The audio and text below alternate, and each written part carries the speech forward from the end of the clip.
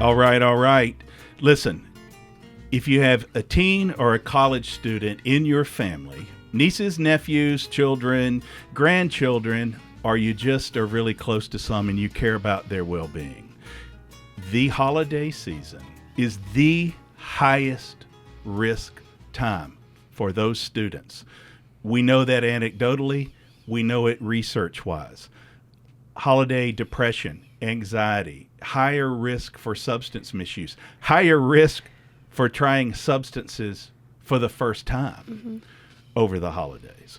That's our topic for today because young people are important. How can you help them? How can we help them? By paying closer attention and giving them what they need. This is A Little Crazy. I'm David Magee, and with me, as usual, is the Phoebe Goodwin. Hey, David. Is this, you are a recent college graduate, and I know you had experience even with friends seeing this. The holidays hit. People are all excited, say in college, for example, to be finished with exams. They get home, but they're excited to be home, but they're entering a time of risk. And because if they've experienced anxiety and depression before, their odds of it increasing during the holidays go up. Right. If they can have issues struggling with substances, their risk over the holidays go up. And so it's all about how do we help them? Right. What do we do for them? And I think from the student's perspective, why is this? You think, well, the students have just come from a really stressful 3 months of school and class and social life and extracurriculars and sports and all of these activities. This time of rest should be what it is, a time of rest. And from my experience being a college student, coming from a life where I had so much purpose, every day had a plan, I had things to check off the list, then going to my childhood bedroom where my parents take care of me with nothing to do all day. And nothing right there is often the key. Right. The structure has gone away and sleep becomes an issue. Often hanging out with friends in new environments, which we'll talk about as we go. I can tell you two things that I know. I have been blessed from what our family faced and what we've done starting the Magee Center at the University of Mississippi and other work to be able to get close to a whole lot of students and families. And I can tell you this is the most real topic of conversation I will just about ever had. It moves into a crisis point around the holidays. The calls go up. And it's hard on families because they want to protect the holidays. Sure, they're interested in the best for their child, but usually it's, could we just get through the holidays? Could we just get through the holidays and then we'll deal with this? And then also as a parent, what I know now is my children, their struggles with substances, their struggles with depression soared during the holidays. Yeah, and I think when you are leaving this sense of community and the distraction of school, social life, and things to do melts away, you have to face what's been going on underneath. Yes. And then the one thing that you are continuing is your social media time, your intake of alcohol, your intake of drugs, and those things only heighten the depression, the anxiety, almost to a point where it feels like there's no coming out of it again. That's it. And so I'll give an example of that. Last Christmas, I get a call from a family. It's involving a young man who's been struggling in school, and there have been some issues of substance misuse showing up. His mother calls and says, we're at a crisis point. I feel like, but David, it's Christmas. Can you just talk to my son? Can you talk to my son and we'll figure out a plan? And so as soon as the holidays are over, maybe he can get his life in order. And I said, okay, well, I'll talk to him, but no promises on your picture. No promises I'm going to protect your picture. You have to deal with what needs to be dealt with now. And too often, I've seen people try to negotiate putting off that help that's needed. And by the new year, there's a tragic result. Right. And I get to talk to the young man, and I was very blunt with him. He's trying to do the same thing. He's like, I'm struggling. He's like, but it's important to my family. I know that I'm here for the holidays, and I can do this. I can manage this.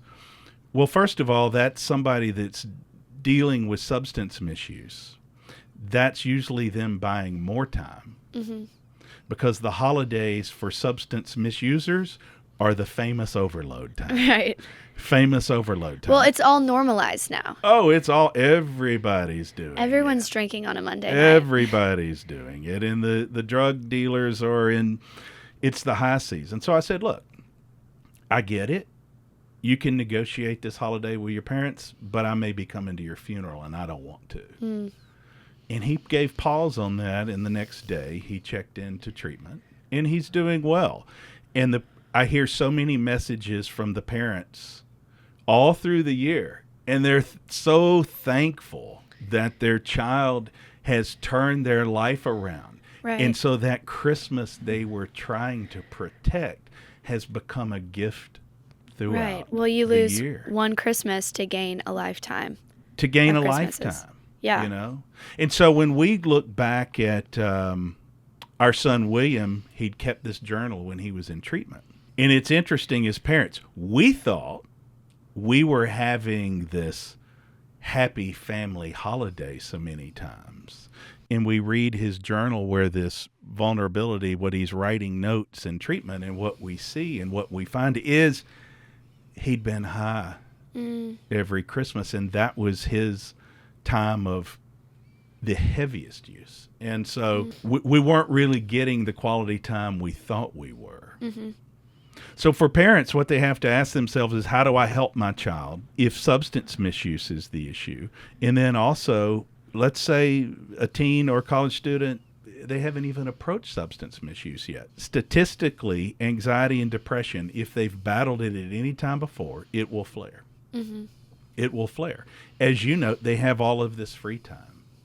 And so two things usually happen over holiday free time. The student's home, they have all this free time, and what they will often do is remake their so-called family time around friends who are home for the holiday. Mm-hmm. And that's both a wonderful time, but also an at-risk time, because that's where a lot of behavior of heavier drinking and or potential introduction of other substances happen. Mm-hmm. So when you're home for the holidays, like, what do you do with your time?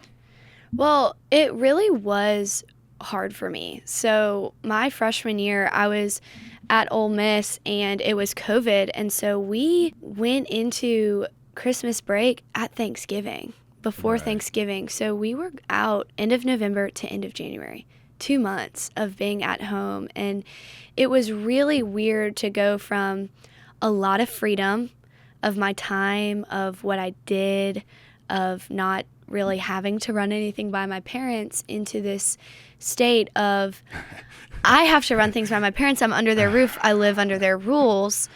And there was a lot of growing pains with that, of I am entering into this weird adulthood you're space, of age, but you've moved out of the house, but you've suddenly moved back But in. now you're back in, and so I think that's where a lot of the disconnect comes with parents of their children get used to living in freedom from under them. Mm-hmm. You know, you're not my mom necessarily. Well, you're still my mom, but you don't tell me what to do or what I can and can't do on a Saturday night. Yeah, you were just living in a dorm, not your bedroom. And so I think a lot of times, especially with parents, there's this heightened pressure for really sincere family time around the holidays. Yes. And there's this intense pressure from the parents, but then there's this pull away from the student of, you're not my mom anymore. You don't get to tell me what to do. And so there's this disconnect, which could lead students to revolting, drinking more, using drugs, that kind of stuff. Okay, you have just hit the nail on the head.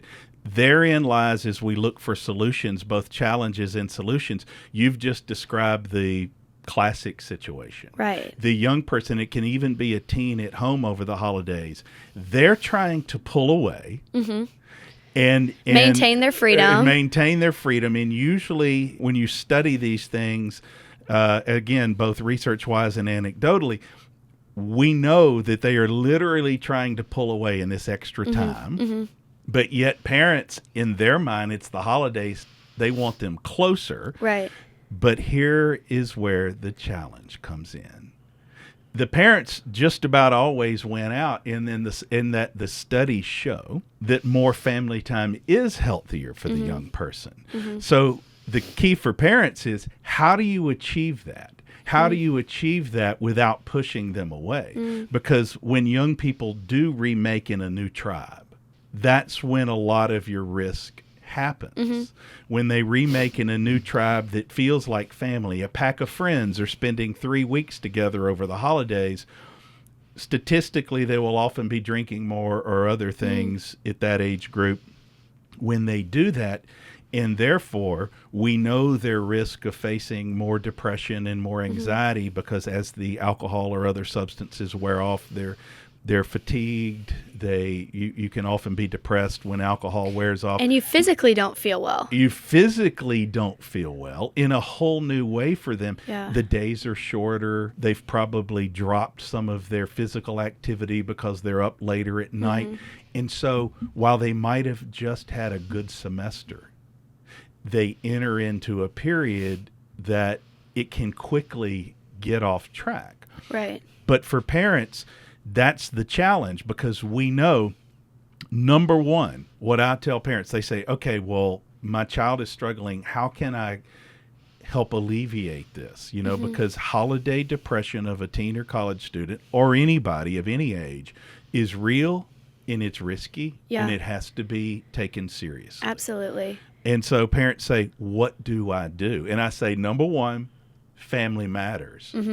But if you try to push it on them, as you said, if it feels like pressure, they're going the other way. It's like you've turned the magnets and they're repelling. Right. And I think a big thing is enter into your student's life. What did they like to do at school? Did they like to play pickleball? Did they like to play pickup basketball?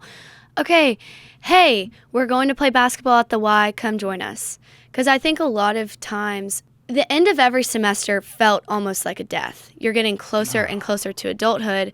So your student is entering into this home time, mourning the loss of fall semester, mourning the loss of football season, of being around friends. It's hard to go back home. There are parts of you that are relieved to be home, to be taken care of, to not have anything expected of you. And to see your family. And to see your family, You've missed them. yes, and to be somewhere familiar. But there's also a loss. And so I think a lot of times parents can get frustrated at the mourning season of we're all together, be happy, be happy. They want to cheerlead you into this.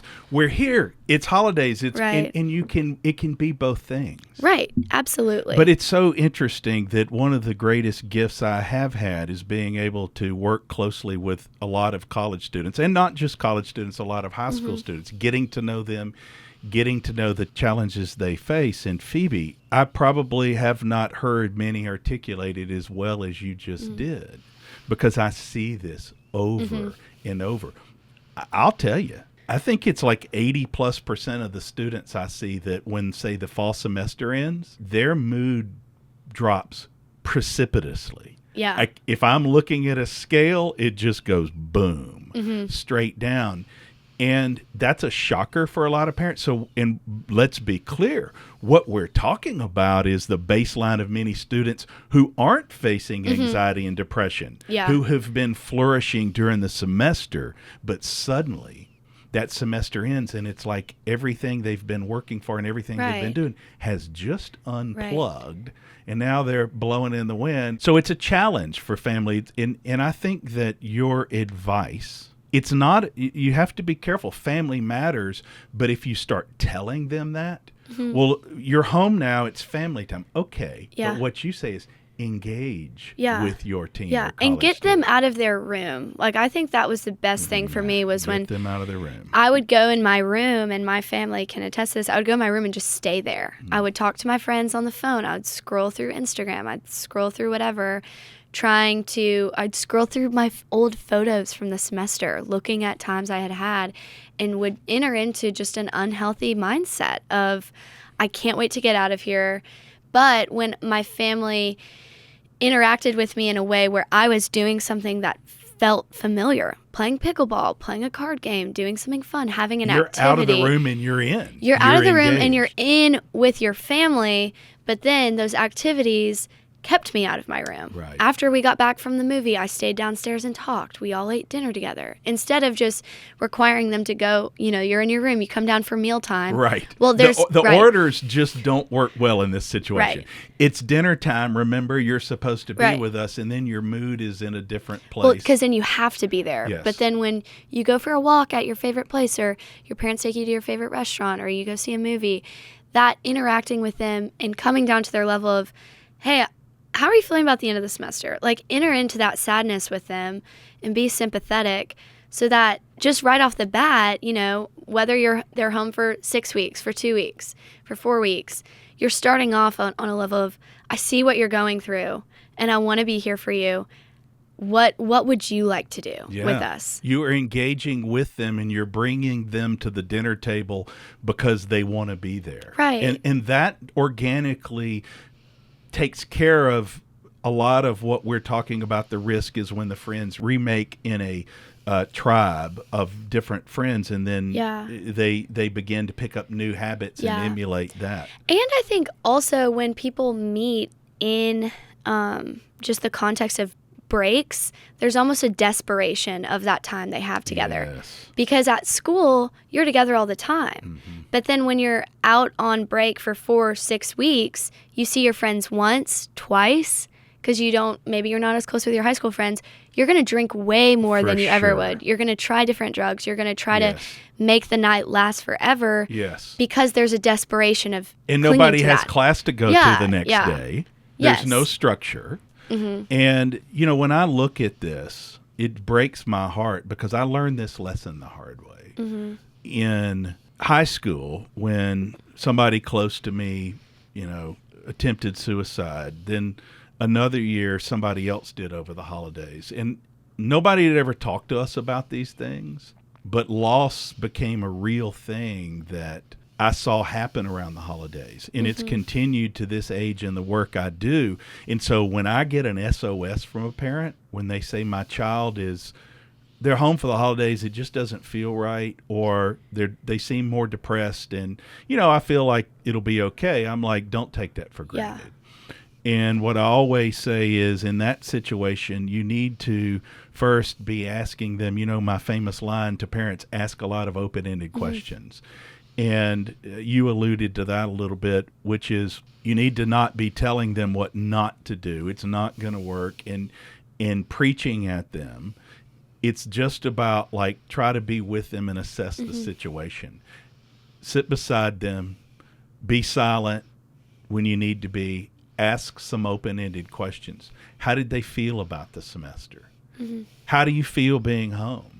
How does it feel when you're with your friends? Yeah. When you're all out, how does it feel that your sister is coming home for the holidays? Or, you have to ask them some open-ended questions that aren't just so biting, to be able to give them a chance to reveal. Mm-hmm. And as they begin to reveal answers, you can assess what level of an issue they're facing, Right. And they often, in that situation, when you're asking these questions of how they're doing, how they feel over the holidays, if you allow them to answer in that space, if you give them space to answer, I have found that they will often go, well, I'm not doing great, or I feel tired, or it just feels weird being home. Or I don't know why, but I'm mourning, as you said. I know I just had a good semester, and I don't need you to cheerlead me, but I feel sad because it's over, and I don't know if I'll ever be able to capture that again. Mm-hmm.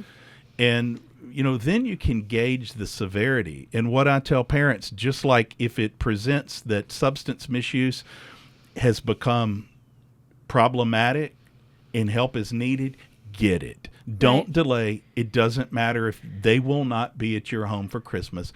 Don't delay. It's the same about counseling. Yeah, it's a hard and tricky time, but don't think, we'll deal with this in mid-January. If it's presenting as significant, sometimes those first steps, and especially right now, it is very important. Yeah, absolutely. And I think people have this naivety. How's the word? Naivety? Naivety. People have this naivety. You can say it however you want, but naivety. oh, well, they were really depressed, but they're better now. And they're Right. at school now, and they're better now. But Well, you're right. The grandmother's coming over tomorrow, and it'll all be fine. Right. And I don't want to let her know that you're not feeling great. And, there's a lot Right. of things that parents try to keep in the box. right. And this idea that, oh, well, they were really, really sick and really sad right now, but, oh, they're back at school and it's all better. And Yes. we don't have to worry about that. And Right. that's in the past, because that's just untreated depression. And they know how to cope with it and hide it and mask it with social life and busyness. And so getting to the root cause of what's making you sad. Yes. Is it the stress of the future? Is it failure? Is it, depression? And then you're having substance use. Like, what is the Or issue? even being back home, that doesn't mean somebody doesn't love their parents or their family. And it Right. doesn't mean they don't want to be back home, but they have moved into a very vibrant and rich life that has a lot of stimulation, and they Right. just stepped out into one that does not. Right. And there is a separation, so they've remade into a family. You can do that in high school also with friends, or certainly at college, and then you've come back to your other family, and there's that separation in mourning. Yeah. And from the student's perspective, maybe to give a little encouragement for the parents, I think home is always a really safe place. But when Absolutely. you leave and then you come back and you're just visiting, Yeah. students are also mourning the loss of their home, because they don't really have a home now. They go to school, they feel like they have friends that are like family. They come home every now and then. And it just, I'll never forget the first time I drove through the town I grew up in my freshman year of college. I was like, it still exists. And it's moved on without me. My room looks the same, but I'm completely different. My parents, I only see them every now and then. There's just a lot of emotions of place where you're leaving a place that feels like home and entering into a place that should feel like home, but feels really foreign. Because you've formed, to a degree, Yeah, a new because home. you've moved on, and not that it means your family doesn't mean anything to you or time with Right. your parents. Yes. It's just being in a place that used to be so familiar that is now feeling less and less Yes. is really difficult for students. And if you were like a professional, let's say you're a young professional like where you are now, it's different because you've learned and grown through a lot of that, but you go home now, it's for a shorter period, Right. and you're as professional. It's like, Right. oh, I'm so glad to be here. Can Right. you bake me an apple Right. pie? Yes. Let me sleep late. Yes. It's different. The thing is, colleges and universities, when we're talking about college students now, their break is long. so long. It's like, what do you do with that time? Right, right. We used to have, back in my old days, we'd get 2.5 weeks, it felt like, and we'd take a ski trip if we were lucky. We'd have to, in my life where we didn't have much, I'd have to go work some part-time jobs and save the piggy bank to go on the college ski trip. And then, early January rolled around and we were back at school and throwing snowballs at one Right. another if we were lucky. And now, though, the breaks can be so long. Well, for high school students and teens, it's a little bit different, but it's not so much, because statistically, what we know, let's say I'm a 15-year-old in the 10th grade in high school. I've made it through the first semester of my 10th grade year. And some of my friends have been drinking now for a year and a half. Some of them are using marijuana. Others are vaping. I have done none. Statistically, if I'm hanging around, still spending a fair amount of time with those friends, and my parents have been really excited by the fact that I share with them, like, well, I hang around them, but I don't do it. Statistically, at the Christmas break, the odds that student will try one of those three, if not two of those three, over this long holiday break are very, very high odds. And so what I tell parents, family matters. As you said, engage them. Don't preach at them. Don't tell them they should be there at the dinner table with you. engage them, invite them to do things with you, invite them to be with you around things that interest them to create that family time. Ask them lots of open-ended questions so they can reveal how they feel and where they are. Try not to lose that connectivity. Try to make sure they're still looking you in the eyes, that they're still talking to you eye to eye and willing to answer your question. And here's one with high school students. Do not think for 1 minute that the alcohol consumption in your house, because it is the holidays, that if it's going on heavy, when Uncle Billy or Aunt Janie is coming over and whatever friends and the party has started, do not think for 1 minute. The studies are very clear, and we know this. They are more likely to emulate that. So what I always tell parents is you have to remember, if you're coming to me and saying family matters, and so we need to help our children over the holidays and they're looking for tips, what I tell them is, well, family does matter. Less is more. Around the party atmosphere, less is more. I mean, certainly where substances are flowing in large quantities. And the other thing I tell them, sometimes I'll have parents say, well, you know, all the high school friends are over, and I mean, look, if they're going to get together over the holidays and drink, I'd rather them do it at our house. The studies on that are also very clear. That's a losing strategy. Actually, those students are often the ones in college who we see are more prone. If the studies show if you teach your child to drink appropriately and a lot in high school, you're essentially inviting them, by the time they get to a college campus, they're going to add another substance because they've mastered this drinking a lot thing. And statistically, they're going to, within about 3 weeks on a college campus, add a new substance. So less is more, you know. It's all about quality family time. It's all about engaging with them with open-ended questions. And it's about getting them help if they need it. And, I mean, I think a lot of times we can just assume that, oh, they're tired. They're just going to be in their room a lot. They're going to be on their phone a lot. They're going to want to hang out with their friends. But we've seen so many studies that show even 3 hours on your phone can increase depression and anxiety, and also increase the likelihood to internalize problems and things they're going through instead of sharing with other people. Let me be clear. We know if they're in their room with the door closed a lot and it's not even in what seemed like harmful behavior, but they're on their phone for hours in social media over the holiday period, the fact of the matter is they are at a much higher statistical rate of anxiety and depression, because anybody that spends that much time in that environment gets there. And look, let's be honest. People that are at risk for anxiety and depression and substance misuse, the holiday season is not their friend often. It is a period of risk, and for parents and other family members, and it's not necessarily for teens and college students, it's really being aware of what they need. And what they need, you said, is quality time of engagement. And that typically is, you know, the greatest gift you can give someone. Yeah, and I think that makes all the difference of starting that habit of including them and engaging with them in that way. So every time they come home, that's the same experience.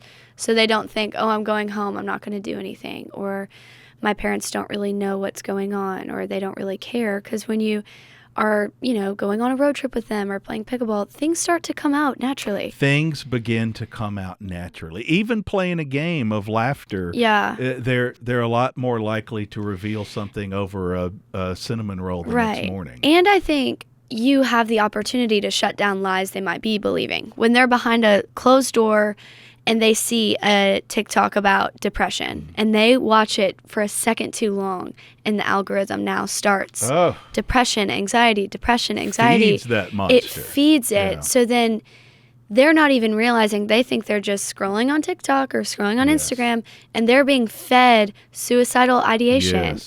You know, self-harm, anxiety, depression, and it seems normalized because it's in a TikTok.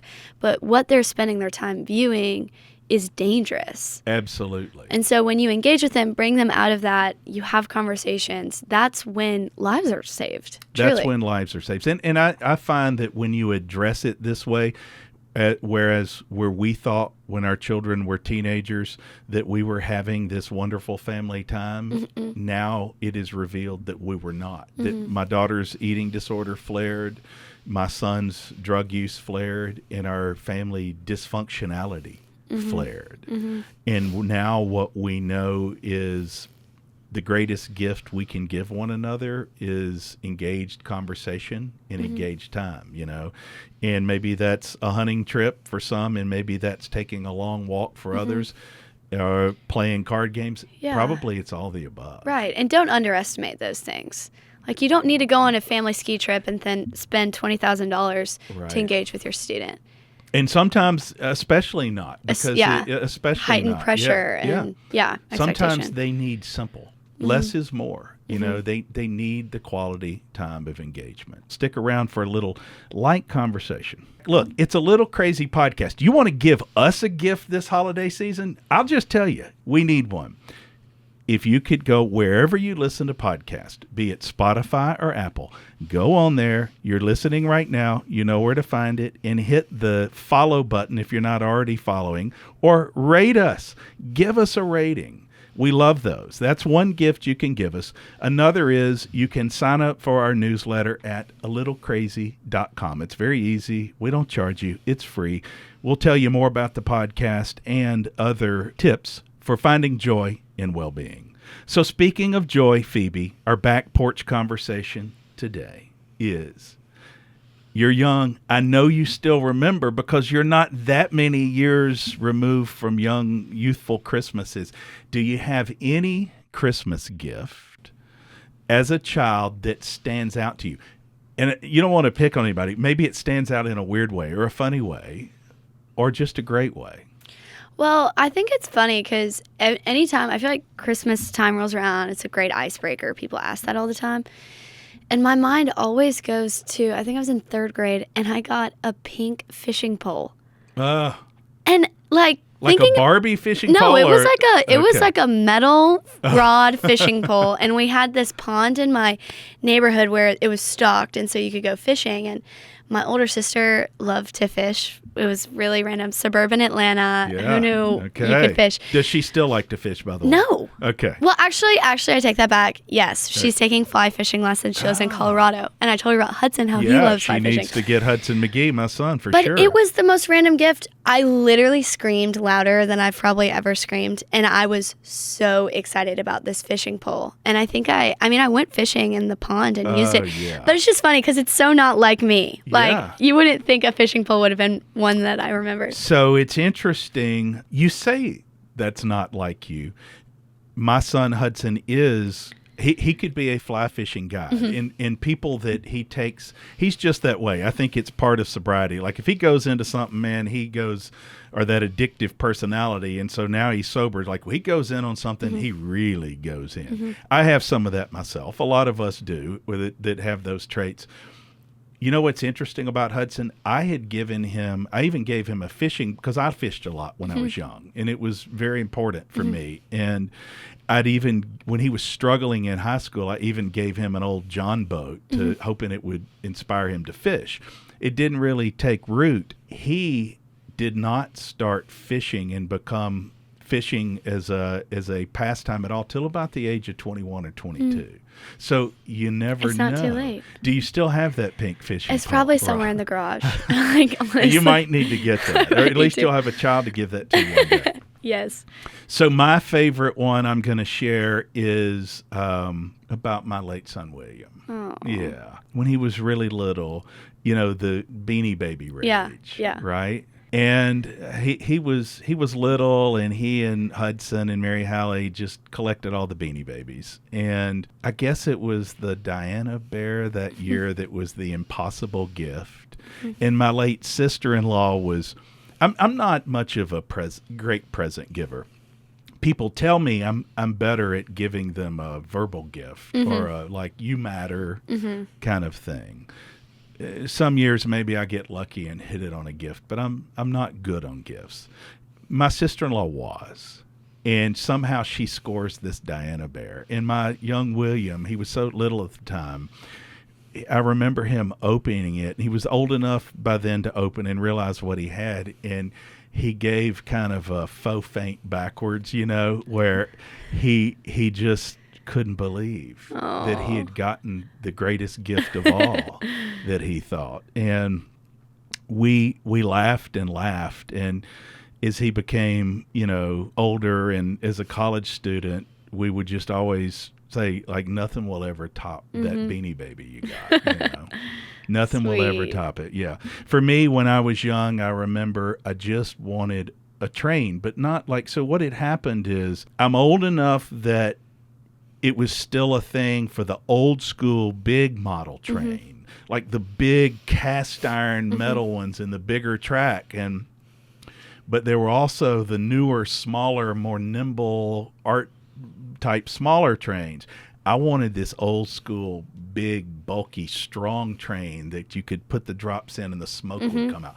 And I got one. I got one. And I don't know, maybe I was 7, 8, and man, I would watch that train. I felt like, you've heard me say this, when I was young, I felt like I needed to get out of there and go somewhere. And I didn't know if I wanted to come back.